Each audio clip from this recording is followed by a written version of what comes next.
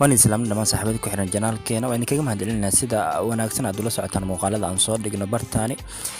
fadlan haddii aad ku cusubtahay janaalka subscribe inoo saar haddii aad muuqaalka heshana like inoo saar waad mahadsantihiin markaan waxaan idin wadaagi doonaa sir qarsooneed ama arrin sir ah taasoo dad badan ay ka qarsooneed taasoo ku saabsan in ninka musaaracada ciyaaray Undertaker lagu magacaabo ama Mike Clonic magaciisa saxda lagu yeero waxa uu maalintii shalay cadeeyay inuusan Akshay Kumar kala soo muuqan filimkiisa Sabse Bad Khiladi waa inuu naqaana 96 soo baxay Akshay Kumar ayaa hogaamiye ka ah Ravina Tandon ayaa sidoo kale ku jirta sida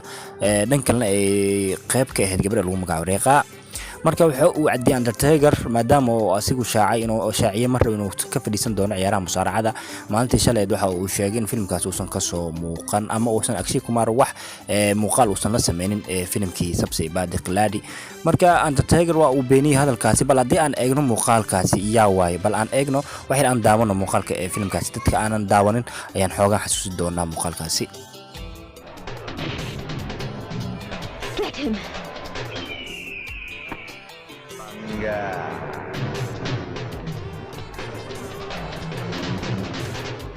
पंगे गलत पंगा लिया तूने अपने बाप से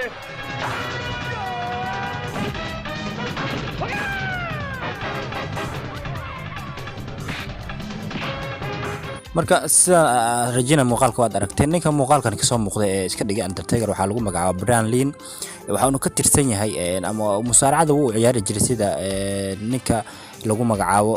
Shane McMahon oo hore u sheegaba ninkan wuxuu ka tirsanaa ciyaaraha WWF ciyaarta la yiraahdo oo xilligaas ninkan ciyaari jiray laakiin ma aha Undertaker wax muuqaalka filimka soo muuqday marka ninkan Brian Lee ayaa lagu magacaabo Undertaker ana maalintii shalay beeniyay sheekadani Soomaalidu qarax tira ilaa hadda waxay aaminsan yihiin inuu Undertaker yahay ninka Akshay Kumar kala soo muuqday filimkiisii Sabse Bad Khiladi oo sanadii 2096 ama 1900 aan dhageysiyaal ama saaxiibayaal naqdi 1996 ayuu filimkaasi soo baxay marka Undertaker waxa uu yiri filimkaas aniga ma soo muuqan marka sir badan uu shaaca ka qaadan ninku aniga aad arkaysaan bawaagan yara waxaan u maleeyay inuu Undertaker ahay ninku laakiin ninka ma ahayn waxa uu ahaa ninka lagu magacaabo Brian Lee marka saaxiibayaal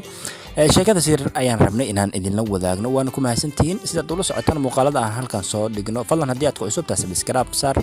laagna inoo saar muuqaalka daa ka heshay si aad u hesho muuqaalo cajab geliya ama warbixinada ugu dambeeyay Bollywoodka fadlan subscribe inoo saar waad mahadsantihiin